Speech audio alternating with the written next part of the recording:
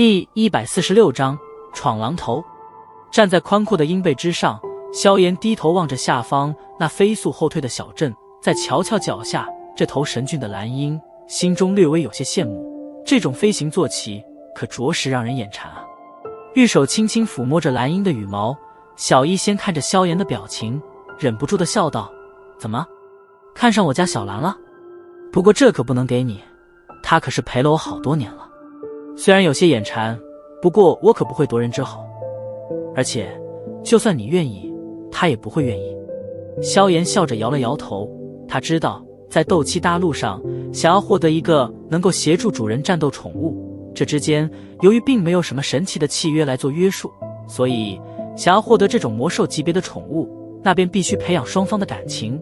然而，魔兽是一种比较狂暴的生物，一般只有很少的幸运儿才能